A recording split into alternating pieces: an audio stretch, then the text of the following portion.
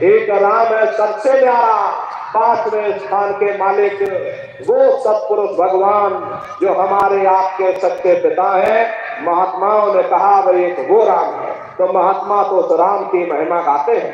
मोटी बात आप पकड़िए कि भजन कैसे करोगे। ये आंख और कान को बंद करिएगा, अंतर में गौर से सुनिएगा, जरा अच्छी तरह से समझ लीजिए। फिर 5 मिनट आपको भजन पर बैठाया जाएगा, इसलिए आप लोग अच्छी तरह से समझ लो। ये आंख और कान को बंद कर लेना और अंतर में गौर से सुनिएगा। शुरू में सीटी जैसी आवाज आप सभी को सुनाई पड़ेगी। इस तरह से सीटी जैसी आवाज शुरू में आप सभी को सुनाई पड़ेगी। करना कुछ नहीं है, लेटे हो चाहे बैठे हो, बस आप उस आवाज को सुनते रहे और सुनते सुनते उसी में लीन हो जाओ। जब आप उसमें लीन हो जाओगे तो कुछ समय बाद में दोबारा आपको अनुभव होगा कि कहीं बड़ी दूर से एक महीन आवाज, घंटे और शंख की आवाज हमारे कानों में बज रही।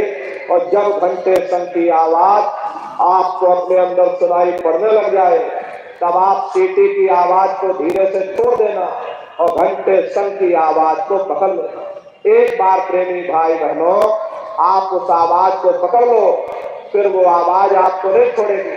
खींच करके शरीर से बाहर करो। रोज जाना, रोज ब्रह्मांडों की सैर करना, रोज देवी देवताओं के दर्शन करना, रोज भगवान राम के दर्शन करना, रोज घर बैठे भगवान कृष्ण के दर्शन करना और घूम करके अपने शरीर रूपी घोंसले में वापस करना। ये भजन करने का तरीका। तो प्रेमी भाई बहनों जरा ऊपर से कोई कपड़ा डाल लो, ये आंख को बंद करो, दोनों उंगली कानों में डाल करके ये कानों को बंद करके जरा 5 मिनट आप लोग भजन पर बैठ जाइए। आप कान को बंद करो और ऊंचे से ऊंचा ध्यान दे करके गौर से आवाज को सुनने की कोशिश करो। शुरू में सीटी जैसी आवाज आपको सुनाई पड़ेगी, उसे पकड़ने की कोशिश करिए। बैठ जाओ सभी लोग।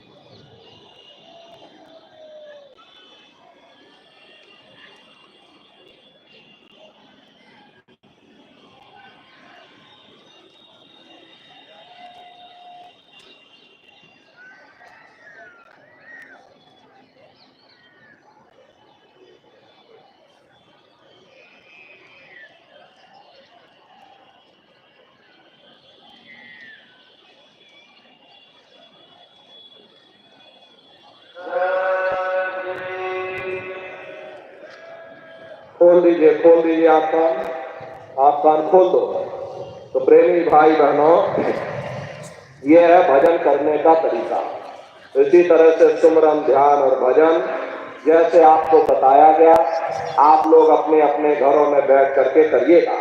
और देखो प्रेमी भाई बहनों हमारी आपसे अंतिम प्रार्थना है कि आप सभी लोग शाकाहारी रहिएगा, क्योंकि हमारे गुरु महाराज ने शाकाहार पर विशेष जोर दिया।